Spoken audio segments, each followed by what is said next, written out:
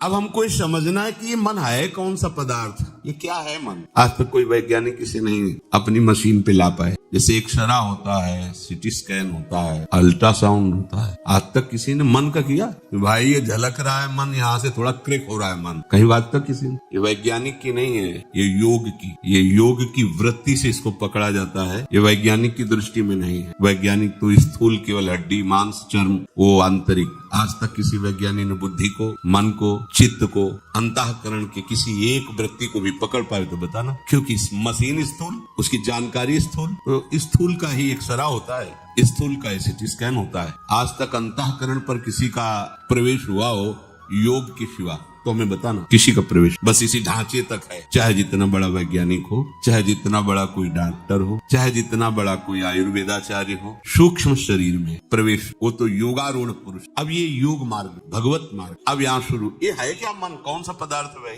क्या है ये कह रहे हैं कि तुम्हारे जड़ शरीर और परमात्मा आत्मस्वरूप, इसके बीच की एक आकर्षण शक्ति बड़ा विलक्षण है ये। इसे ना आप जड़ ही कह सकते हो, ना इसे चेतन नहीं कह सकते। आप इसको ये भी नहीं कह सकते कि जड़ है, आनंद का पूर्ण मूर्तिमान स्वरूप इसी में प्रकट होगा। आप इसे चैतन्य भी नहीं कर सकते क्योंकि प्रकृति से है। मना कष्टानि इंद्रियाणि प्रकृति स्थानि कर्षति, इसी से बंधन और मोक्ष है, इसी से। मन एवं मनुष्याणाम कारणम बंध मोक्षयो, यही जब तक ये बिचौलिया इधर रहेगा संसार की तरफ तो आप बंधे हैं, कोई भी हो प्रभु की तरफ आ गया तो आप मोक्ष की प्राप्ति। हम लोग जो उपासना के मार्ग में है, बीच में त्रिशंकु की तरह है, ना पूरे प्रभु की तरफ हो पा रहे और ना संसार भी अब अच्छा लग रहा है। ये स्थिति ज्यादा भयावह होती है। कम से कम संसारी मूढ़तावश सही, वो अपने मार्ग में तो है, मूढ़तावश अज्ञान के मार्ग तो उसी में राजी है। 100 कुंतल गेहूं हो गया है, थोड़ी लाही चना हो गया है, बढ़िया है, वो खुशी हो गया, इतने बढ़िया है। बच्चों का ब्याह हो गया, वो मुक्त हो गया। देखो ना अनुभूतियां, देखो ना,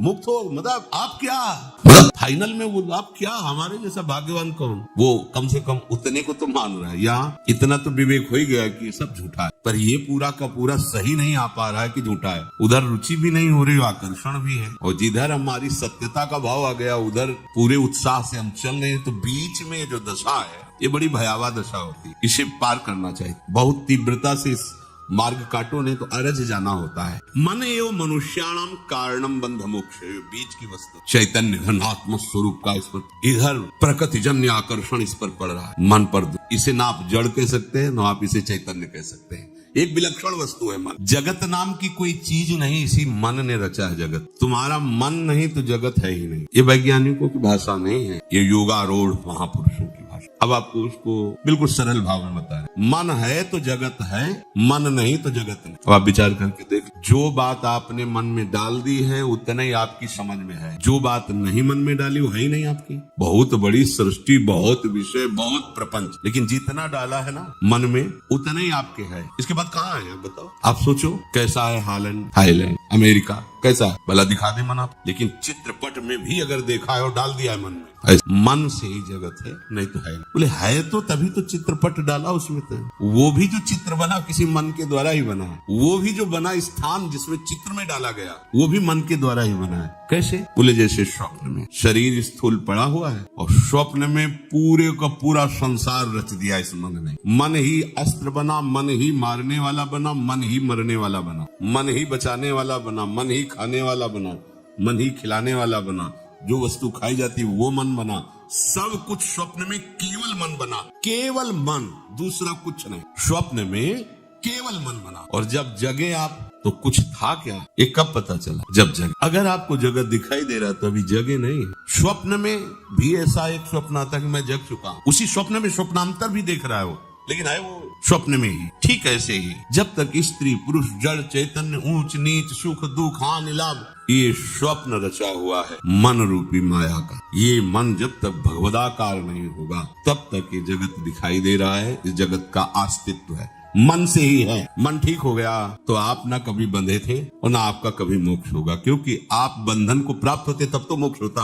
आपको कोई बांध ही नहीं सकता, आप भगवान के अंश हैं। ये संकल्प विकल्प करके जैसे स्वप्न में पूरी सृष्टि रचता है। जनक जी ने तो ये देखा है, एक दिन स्वप्न में देखा कि उनका राज्य छिन गया है, बहुत गरीब हो गए हैं, भूख से बहुत व्याकुल हैं। उन्होंने किसी तरह मांग करके गांव से कुछ चावल और दाल इकट्ठा किया और मिट्टी के उस पात्र में उसको रखकर उपला बीन करके उसको पका रहे थे खिचड़ी। इतने में 2 सांड लड़ते हुए आए, वो खिचड़ी मिट्टी का पात्र फोड़ बड़े भूख से, और जब जगे अपनी शैया पर, देवताओं को भी जो सुख नहीं महाराज जनक जी को प्राप्त थे। सिया जी के पिता होने का सौभाग्य मिला, ज्ञानियों में शिरोमणि विदेहराज। ये क्या था? भूख से व्याकुल दर दर भटक रहा था। ये सत्य कि अभी इस राज वैभव में, कि ये सत्य कि वो क्या? एक शब्द में अष्टावक्र जी ने उत्तर दिया था, ना ये सत्य ना वो सत्य। जिसे तुम जागृत में देख रहे हो ये मोह निद्रा का स्वप्न है, और जिसे तुम स्वप्न में देखा था वो तमोगुणी निद्रा का स्वप्न है। दोनों स्वप्न ही है।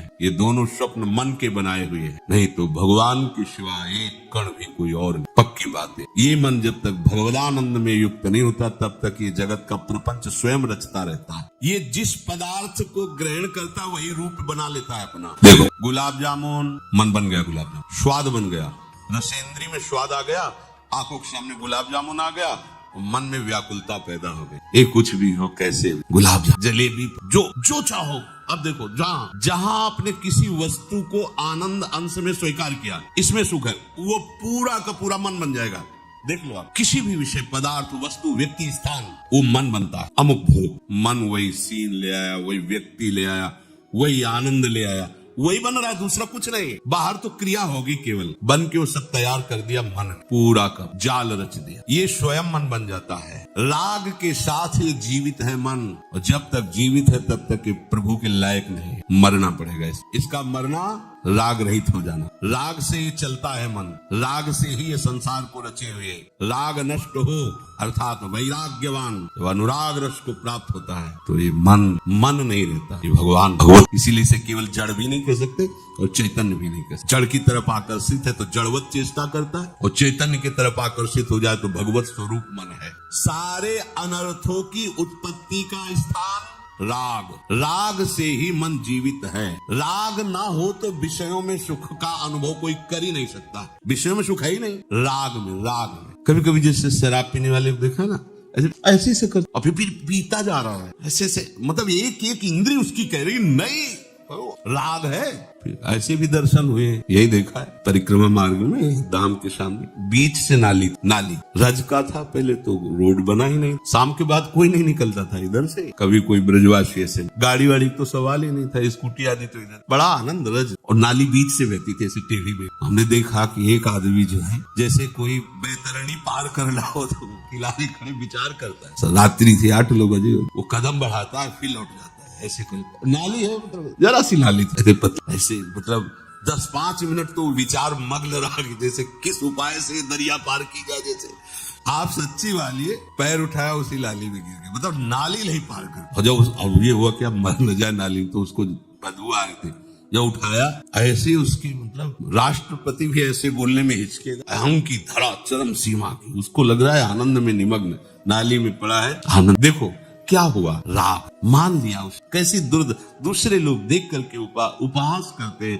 घृणा बुद्धि करते, लेकिन वो दूसरे दिन फिर उसे पैसा लगा। ये सारा का सारा अनर्थ राग में छुपा है। और ये राग कहाँ है? मन। अगर मन वैरागी हो जाए, अभी परमानंद की अनुभूति, ये जिस विषय में दुख देख लेगा उसे भूल कर नहीं करेगा, पर राग छुपा होने के कारण बातों से भले कहे। जैसे अब उसी का लड़का अगर कहीं ठेके पे खड़ा दिखाई दे, यद्यपि वो शराबी, पर उसको चुभेगा, वो कहेगा बेटा तुम बिल्कुल बेकार है, देखो हम बर्बाद हो चुके हैं, ज्ञान है, तुम देखो हमारी बात आज खाई दी, कभी मत आना, ये बहुत गलत। पर वो खरीद के पिएगा, फिर दुर्दशा को प्राप्त। इसे दुख नहीं कहते, इसे दोष दर्शन। जिस दिन दोष दर्शन कब होता है? जब ये लगेगा कि वास्तविक इसमें सुख नहीं है, तो मेरा उपहास कर रही इंद्रिय। कब तक ऐसा होता है? या किसी महात्मा की वचन स्वीकृत हो जाए। एक शराब पी रहा था बैठे और उपहास करने में प्रवीण था, तो वहां से संत ने, और संत जिस नशे में होते उसको क्या पता, अरे वो तो पौवा लगाया होगा, आधा लीटर पिए होगा। संत तो परमानंद को पिए हुए हैं,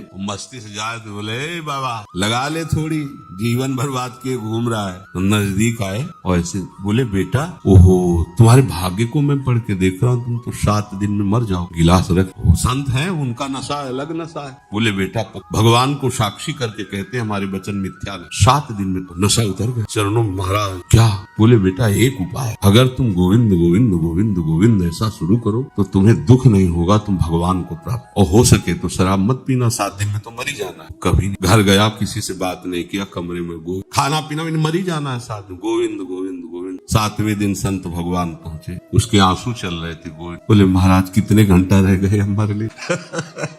बोले 7 दिन से पिया तो नहीं, बोले नहीं पिया भी नहीं, कुछ खाया भी नहीं, बस गोविंद गोविंद गोविंद। तो बोले, बेटा तुम तो अमर हो, अब तुम मरोगे। हाँ, शरीर किसी दिन 7 दिन के अंदर छूट जाएगा, रविवार से रविवार तक 7 दिन ही होते, इन्हीं में किसी में मरोगे, अब तुम अमर हो गए। हमसे कह रहे थे थोड़ी लगा लो ना, तो हमने थोड़ी अपनी लगा दी, आपके ऊपर चढ़ गया ना साहब, रात दिन जपो गोविंद गोविंद, गलती मत करना। या तो मृत्यु जनित दुख का आभास हो जाए तो हर चीज आप छोड़, परिवार मकान दुकान सब छोड़ना बड़ा कठिन। और अभी पता चल जाए कि अगर तुम शाम तक गायब नहीं हो गए तो सरकारी हिसाब से तुम फांसी में चढ़ा दिए जाओ, तो पूरा जीवन किसी गुफा में काटना मंजूर करेगा, लेकिन फंसना मंजूर। सबसे वैराग्य उसको हो जाए, या तो भय और या अत्यंत राग। कोई मिल जाए मुस्कुरा के तो पूरा परिवार छोड़ देगा, संपत्ति छोड़ देगा, कुल छोड़ देगा, धर्म छोड़ देगा। 2 चीजें हैं, या तो राग और या तो भय। राग से राग कटता है और भय से भी राग का त्याग हो जाता है। तो या तो तुम्हें काल का भय, मृत्यु का भय, दुख का भय सतावे तो प्रभु की शरण में आओ, जो शभीत आवा शरणाई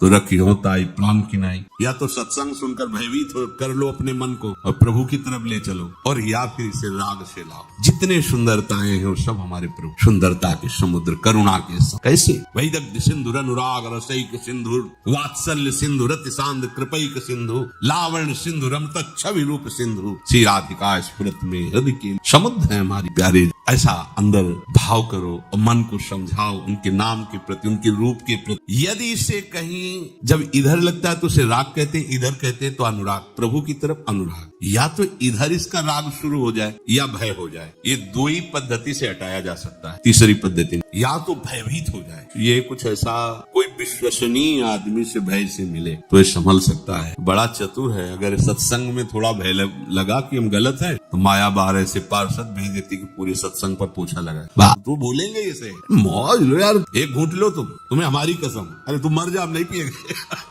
कसम। ना संत की मानना, ना बड़ों की मानना, ना गुरु की मानना, तो मन कैसे भयभीत हो? किसी को एक पर विश्वास हो जाए। ये मन जब तक संसार में किसी को सुंदर मानेगा, किसी को सुखद मानेगा, तब तक ये प्रभु में नहीं लगेगा।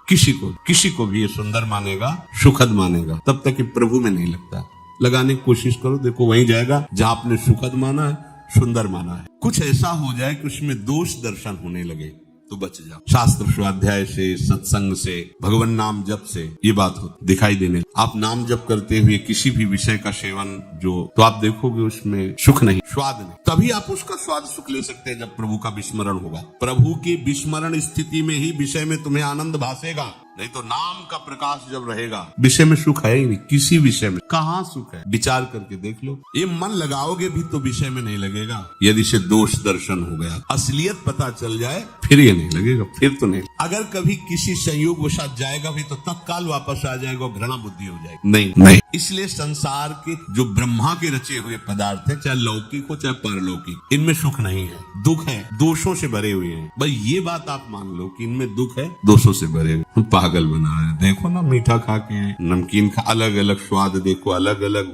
ये तो जीवन ही बर्बाद। संसार की दृष्टि से देखो तो बाबा जी का जीवन बर्बाद। न लड़का, न बच्चा, न पत्नी, न कोई सुख, न रात दिन तिलक लगाए मजीरा बजाते, न कोई मनोरंजन। और जैसे लोग नहीं, कोई महीना भर की छुट्टी हुई है तो अमुक जगह चलते हैं, अमुक पार्टी, इनकी तो रोज वही पार्टी, राधा वल्लभ सी, हरिवंशी, वृंदावन श्री वंचन। उनकी नजर में इनका जीवन बर्बाद हो, इनकी नजर में उनका पूरा जीवन बर्बाद। वास्तविक उनके हाथ क्या लगा, क्या है? जब आपका शरीर पूरा होने का समय आएगा तो आपके पास फाइनल में क्या जमा हुआ पूरे जीवन में? क्या? वही दुष्कर्म, वही ऐसे कर्म जो पुनः आपको दंड देंगे। जाकर आपके पास भजन, आपके पास भगवत आराधना अगर ये है तो आप देखना मरने के समय आपके अंदर उत्साह, क्योंकि आप धनी, हर व्यवस्था आपके चरण चूमेगी, अब आपकी यात्रा बड़ी शुभ होगी, मंगलमय होगी। इसीलिए सब मरने के नाम से कांप उठते हैं, क्योंकि आगे की तैयारी नहीं, कहाँ जाना है पता नहीं, क्या है आपके पास, कुछ नहीं, यहाँ जो बटोरा सब यहीं छूट जाएगा। और संत जन क्या बटोरते हैं, परम धन आधार, वो अविनाशी है